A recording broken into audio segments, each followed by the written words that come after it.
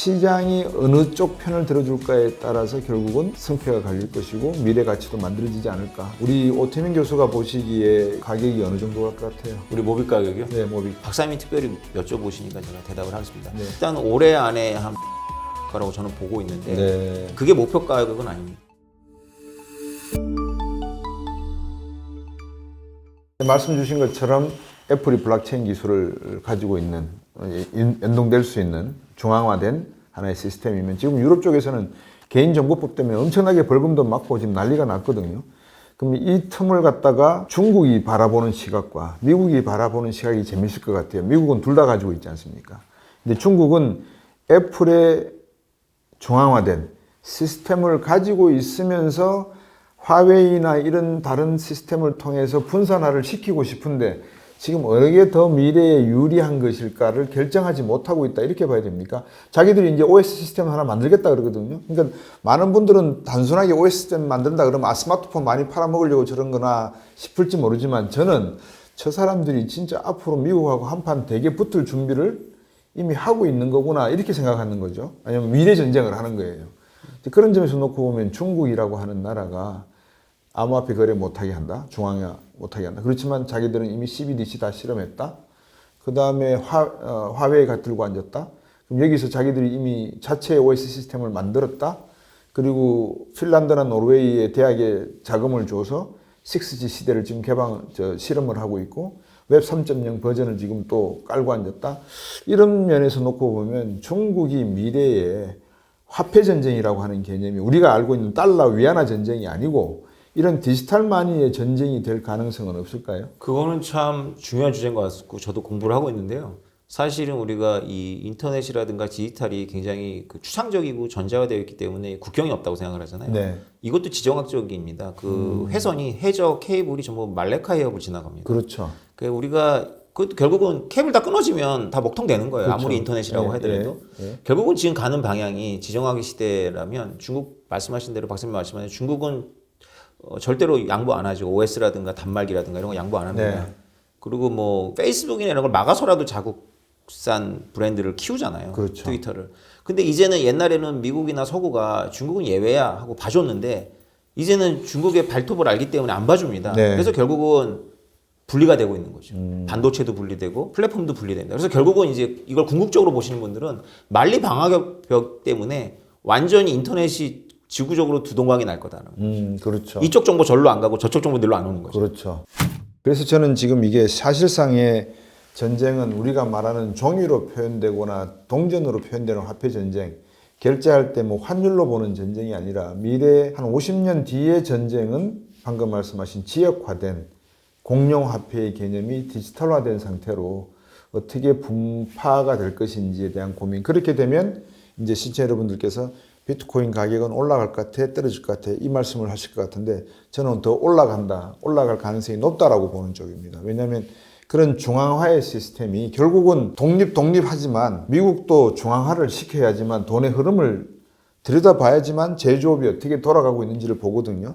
과거에 97년도 우리나라가 외환위기 겪을 때 미국 패드에서 우리나라에 1년 전에 와가지고 제일 먼저 들여다본 게 경상수지 적자가 얼마나 나고 있는지를 들여다봤다 그러더라고요. 그만큼 돈의 흐름이 제조업을 따라서 다니니까 그 문제가 같은데 우리 오태민 교수가 보시기에 모비딕 이거 가격이 어느 정도 갈 것 같아요? 우리 모빅 가격이요? 네, 모빅. 예, 제가 모비딕이라고 그랬네요. 모빅을 발행한 사람은 아니고 저는 창시한 건데 예, 제가 창시. 발행 이슈어가 되려면 이제 팔아야 되는 거거든요. 예. 근데 이제 우리나라 가상화폐법에 가면 제가 내부자예요. 7월 이후로는 이제 발언을 자체를 하면 안 되고요. 네. 지금은 이제 좀 그래도 법적으로는 문제는 없는데 도덕적인 문제가 있어서 발언을 자주 하고는 있지만 네. 박사님이 특별히 여쭤보시니까 제가 대답을 하겠습니다. 네. 지금 우리가 작년에 시작을 해가지고 이렇게 독특한 프로젝트를 지금 해오면서 네. 이 JTBC하고 한양대를 설득을 했어요. 네. JTBC하고 한양대가 저희랑 같이 합니다. 올해가 이제 재밌는데 올해는 이제 JTBC뿐만 아니라 다른 언론사들도 이제 포섭을 할 거고요. 네. 한양대만이 아니라 다른 대학도 지금 얘기를 하고 있어요. 네. 왜냐하면 처음에 어렵지 이제 한양대도 했고 JTBC도 하니까 쉬운 거예요. 이들이. 설명이 되는 거예요. 그리고 해보니까. 비트코인 1억이 넘어가잖아요. 네. 1억씩 되면 이제 사람들이 코인에 대해서 안 좋잖아요. 네. 생각을 바꿉니다. 저는 그걸 여러 번 봤어요. 어느 날 생각을 바꾸더라고요. 그럴 경우에 이제 이게 기업에게 주었을 때 기업이 안 받냐? 기업 받습니다. 그러니까 왜 안 받을지를 따져보는 게 더 좋은 질문이에요. 네, 왜냐하면 안 받을 이유가 별로 없거든요. 왜냐하면 저희가 아무 대가 없이 주는 거니까. 그렇죠. 근데 이게 비트코인보다 더 발행량이 적습니다. 그래서 일단 올해 안에 한 가라고 저는 보고 있는데 네. 예, 그게 목표 가격은 아닙니다. 훨씬 더 높죠.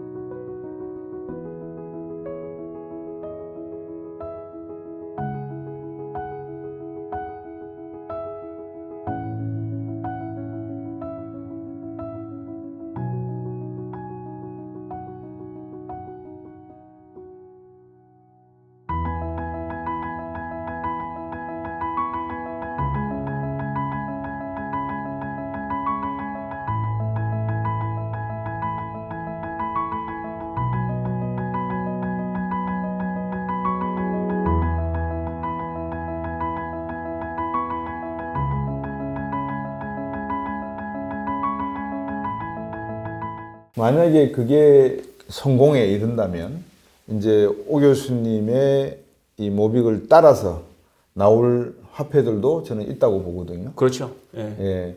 지금 뭐 대충 추정컨대 한 어느 정도 양이 된다고 보십니까? 규모가 한 어느 정도 된다고 보십니까? 그런 종류가 몇 종류 된다고 보십니까? 다른 알트들이요? 예. 그거는 제가 알 수가 없죠. 알 근데 수가 이제 시도를 해보긴 할 텐데 네. 이 벽이 좀 있어요. 허들이 있습니다. 그러니까 우리 모빅이 작년에 이렇게 행사를 하면서 성공했던 여러 가지 이유 중에 하나가 뭐냐면 덜 유명했기 때문에 그런 거예요. 그러니까 관악산에 올 때는 400명이 왔고 계룡산에 2,000명이 오고 제주도에는 1,500명이 오고 호주에 1,000명이 왔는데 네. 500명 이상이 왔는데 나중에 잘랐죠 저희가. 근데 만약에 지금 이 가격이라고 생각을 하고 이걸 행사를 하면은 몇만 명이 옵니다. 이 안전사고가 나죠. 그렇죠. 저희가 3월 18일에 관악산 1주년 행사를 관악산에서 하려고 했는데 허락을 받지를 못했어요. 왜냐하면 너무 대규모가 올 것 같아서. 그래서 장소를 옮겼거든요. 지금은 거래가 안 된다고 하셨는데. 거래됩니다. 지금 거래되고 P2P로 있어요? 거래가 됩니다. 아, P2P로. 똑같습니다. 비트코인 초기에도 거래소 없었는데 네. 다 거래되는데 네. P2P를 사람들이 만나서 거래하는 건 아니고요. 예. 전자등기가 너무 많으니까 어플이 있어요. 어플로 가지고 거래소는 똑같이 거래됩니다. 야, 어플이 있군요. 네. 모빅을 거래할 수 있는 어플이 있다. 그럼 지금도 그게 한 25만 원 정도 거래가 된다고 하셨나요? 네네. 하루에 거래량이 2억 원, 3억 원 이상 나옵니다. 네. 꾸준하게. 그러면 그것도 코빗이나 뭐 빗썸과 다른 형태의 애플이군요. 그렇죠. 거래소죠. 일종의 거래소인데 개인 거래소. 거래소를 만들어 놓고 하는 건 아니고 네. 이제 개인들 간에 OTC, 거래를 하도록 OTC 그렇죠. 모양이죠. 거래소 개인들 간에 거래를 할 수 있도록 중개 플랫폼을 만드는 거죠. 네. 근데 이게 이제 완전히 이제 외국에 나가서 서버 놓고 하면 이게 덱스가 되는 겁니다. 그 덱스는 이제 탈중화된 거래소에서 막을 수가 없어요. 그 덱스는 이제 은행하고 연결 안 되어 있고 비트코인이나 이더리움을 가지고 모빅을 사고 모빅을 갖고 비트코인이나 이더리움을 사는 거죠. 이 기술이 있는데 저희가 지금 안 열고 있는 거예요. 그렇죠. 왜냐하면 약간 자금 세탁 문제가 있거든요. 이거는. 그러니까 우리가 아직 미생이기 때문에 자금 세탁까지 우리가 이슈를 뒤집었을 부담이 좀 되죠. 지금의 기술 수준을 이 법이나 규제가 따라가지 못하기 때문에 소위 말하면 이어령 비어령, 코에 걸면 코골이, 귀에 걸면 귀걸이 형태가 돼버리는 것 같아요. 그래서 법이라고 하는 것은 참 단순하면서도 간단한 게 자신들이 이해하지 못하는 것은 한번 놀아봐라 그러면서 장을 만들어서 그 어떤 특정한 장 안에서의 일정한 규칙만 만들어 놓고 나머지는 전부 네거티브 시스템으로 다 열어줘 버리면 되는데 이 법이라고 하는 게 정부에 다 줄이 연결되어 있기 때문에 그런 놀이터를 만드는 것 갖다가 상당히 뭐라 그럴까요? 두려워한다는 표현보다는 어려워하는 것 같아요. 그렇죠. 자기들이 이해하지 못하는 것이 들통날까 싶어서 조금 두려워하는 것 같은데 시청자 여러분들께서 제가 뭐 오 교수님의 모빅을 갖다가 뭐 권해드리는 건 아닙니다. 근데 많은 분들에 대해서 이 말씀은 제가 드릴 수 있을 것 같아요.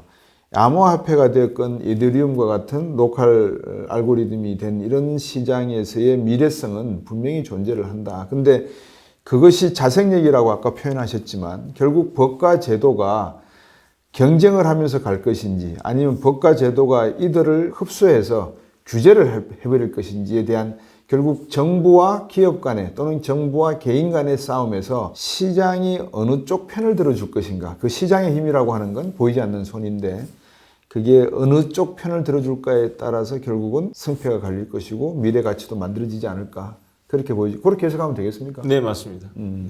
그러면 오태민 교수가 생각하시기에 미래 가치는 상당히 미래 전망은 밝다. 이더리움을 타깃으로 하니까 이더리움보다 커질 거라고 보죠. 물론 이제 생태가 커지면 그 코인을 받기 위해서 인재들이 들어옵니다. 우리도 네. 인재가 들어오고 있는데요. 예. 근데 그 힘으로만 가진 않는다는 거죠. 그래서 큰 기업한테 줌으로써 그 기업의 거의 메인 플랫폼이 되는 거니까 사실 결국 부가가치는 기업이 만듭니다. 아니 그거는 뭐라 그럴까요? 인류 역사의 뭐 진리라고 해야 될까요? 예, 기업이 이윤을 쫓기 때문에 기업만큼 이윤에 민감하고 매출가 돈에 민감한 쪽이었기 때문에 기업이 부가가치를 만드는 건 맞는데 그거를 근로자라든지 제3자가 바라볼 때는 자기의 노동과 자본이 투자된 것이기 때문에 배당도 받아야 될 것이고 임금도 받아야 된다고 하는 거거든요. 근데 지금 제가 신청 여러분들에게 암호화폐를 뭐 특집화하려고 하는 생각이 있습니다. 이제 뭐 다른 채널에서도 워낙 많이 나오시지만 이유는 이게 개인이 앞으로 넉넉히 당할 수 있다는 생각이 들었어요. 넉넉히 당한다는 말은 무슨 말이냐면 지금 들어와서 어느 정도 뭐 0.001비트라도 가지고 있으면 다행인데 나중에 그 돈이 없으면 그 화폐의 규모마저도 없으면 어떤 인류 삶의 어떤 계급에 속할까라고 하는 걱정이 돼요. 제 개인적으로는. 그래서 조금이라도 여러분들께서 한번 공부를 해보시고 오 교수님이나 다른 채널에서 암호화폐에 대한 이야기를 할 때 내용을 알고 말씀을 이렇게 궁금해 하신 것을 전달해 드리면 많은 분들이 참여하지 않을까. 이해를 하고 참여하는 것과 모르고 그냥 뭐 참여하는 것은 엄청 차이가 있으니까요. 그래야지만 오 교수님 같은 분들이 기업과 일에 손잡고 일을 할 때도 대한민국의 부가가치가 나오지 않을까. 저는 미래 부가가치는 또 우리나라의 기술의 오리지널리티는 말씀하셨지만 OS 시스템은 없으니까 개발하면 좋고 그것이 없다면 어떻게 삼성과 LG와 SK가 이거를 어답트해서 어플라이 할 것인가. 거기에 부가가치의 핵심이 달려있다고 저는 그렇게 믿고 있기 때문에 말씀을 드렸습니다. 장시간 설명을 주셨는데 이제 조금 시청자 여러분들도 암호화폐 투자는 어떻게 하면 되는지 OTC 마켓이 지금 한 몇 개가 있습니까? 장외거래 시장이? 그 특별하게 알 수는 없죠. 왜냐하면 네. 그야말로 진짜 알아서들 하는 거니까요. 근데 미국의 이제 거대 금융 기업들이 OTC 시장을 갖고 있죠. 골드만삭스나 이렇게 다 OTC 시장에 들어갔고요. 네. 그 OTC 시장 기반이 돼서 이번에 ETF가 거래가 되는 그렇죠. 거거든요. ETF가 꼭 물건을 사야 되잖아요. 네. 그 코인베이스를 통해서 사지 않고 OTC 마켓을 통해 갖고 큰 손들이 거래를 하더라고요. 왜냐하면 네. 공개 시장에 사버리면 매수 호가 때문에 가격을 올리고 매도 호가 때문에 가격을 내립니다. 그게 공개시장에서 거래가 됐다면 지금 6만 8천, 7만이 아니라 제가 볼 때는 한 50만, 30만까지 갈 수도 있었던 것 같아요. 예. 제가 이렇게 말씀드리는 거는 여러분 이렇게 생각해 보십시오. 1997년도에 우리가 외환위기를 당했을 때 금가락지 뽑았습니다. 이거 200톤 저희들이 거두어서 나라를 빚을 구했거든요. 근데 얼마의 빚을 져서 우리가 빚을 받았느냐? IMF로부터 혹시 기억나세요? 얼마를 빌렸는지? 모르겠습니다. 195억 달러 빌렸어요. 근데 금가락지 그 당시에 온스당 한 350달러? 이 정도 했을 것 같거든요. 근데 그게 10년 지나고 난 다음에 얼마인지 기억나시죠? 2008년이니까. 예. 2,000달러가 됐나요? 온스당 2,000달러입니다. 그럼 우리가 지금 론스타의 먹튀 이야기를 많이 하는데 사실은 200톤 곱하기 350달러하고 200톤 곱하기 2,000달러하고 계산해 보시면 그 차이는 7배 정도 차이가 납니다. 그러니까 이런 겁니다. 그러니까 우리가 암호화폐라는 내용을 제대로 이해하지 못하고 무조건 부정적으로만 끌고 가다 보면 우리의 부가가치를 다 다른 나라에게 뺏겨버린다는 말씀을 제가 드리거든요. 그래서 정부가 일정한 테두리는 만들어 놓되 그거를 전문가분들과 함께 상의하시면서 해야 될 것과 하지 말아야 될 것을 논의를 해 가시면서 부가가치를 만들어내셔야 되는 지금 단계이지 이거는 무조건 나쁘다, 이거는 무조건 사기다, 이거는 무조건 뭐 해임 100년과 연계한데 있다 이렇게 사시적인 시각으로 볼 때는 아니다. 저는 그렇게 판단이 되거든요. 뭐 시청자분들에게 암호화폐에 대해서 말씀 주실 게 있으면 한번 주시고요. 제가 이건 시리즈로 가져가기는 좀 힘듭니다. 뭐 다른 채널에서 워낙 말씀을 많이 해주기 때문에. 근데 앞으로 제가 좀 몇 번 더 모셔가지고 그때마다 여쭤보도록 하겠습니다. 실자분들이 한번 말씀 주시죠. 네, 비트코인이 반감기를 앞두고 또 이렇게 가격이 1억 원 시대가 열리고 있는 것 같습니다. 비트코인의 여름이라고 하는데요. 여름 때마다 이제 비트코인 너무 비싸니까 사람들이 알트로 달려가서 아까 박사님 말씀하신 대로 여러 가지 설명에 따라다니고 합니다. 근데 이제는 비트코인이나 이 암호화폐 세계가 정말 부가가치를 만들 수 있는지를 진지하게 생각을 해봐야 돼요. 이게 네. 단지 뭘 할 수 있는 기술이다가 아니라 실제로 뭔가 성과를 내야 되는 게 바로 이번 시즌에 주어진 과제라고 생각을 합니다. 그래서 네. 잘 보시면서 어느 프로젝트가 과연 부가가치를 생산할 수 있는지 관찰하시고 투자하시면 도움이 되실 거라고 생각합니다. 암호화폐에 있어서 부가가치란 어떤 걸 말할까요?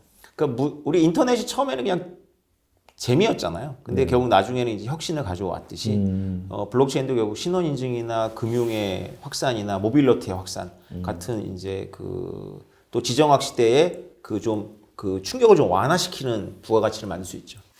오늘은 여기까지 여러분들에게 말씀을 드리겠습니다. 다음 시간에 제가 한번 동영상 몇 개를 보여드릴 건데요. 우리나라보다도 일본이 어떤 면에서 보면은 디지털화에 앞서가고 있다는 장면 몇 개를 제가 보여드릴까 합니다. 우리나라에는 지금 디지털 박물관이 없잖아요. LED로 디지털화 시켜서 메타버스 시대가 어떻게 구현이 되고 있고 하는 것을 보여주는 곳이 없는 걸로 알고 있는데 일본에 가니까 동경에 그런 시설들이 있더라고요. 그래서 부가가치 말씀을 하셨습니다. 국가의 부라는 것이 볼펜을 만들고 종이를 만드는 데서 나오는 부가가치만이 존재한다고 생각하시는 것은 구석기 시대에 돌로서 계속 곡물을 만들고 빻아서 밀가루 만들어야 된다라고 생각하는 것이 기술이라고 생각하는 것과 똑같다는 생각입니다.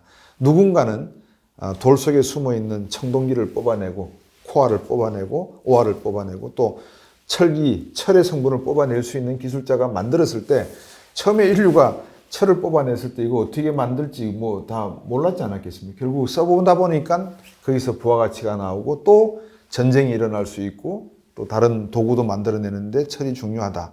계속 파생이 됐지 않습니까? 그래서 지금도 암호화폐라고 하는 것이 터무니없다. 정말 이거 어설프다라고 생각하실지 모르는데 잠재적인 부가가치가 엄청나다는 말씀을 오태민 교수 말씀을 통해서 여러분이 조금 같이 이해를 했으면 어떨까 싶습니다. 다음 시간에 또 오태민 교수님 뵙고 많은 궁금한 점 있으면 댓글로 보내주시면 제가 여러분들 대신해서 질문해서 올리겠습니다. 수고하셨습니다. 오늘 감사합니다. 감사합니다. 예.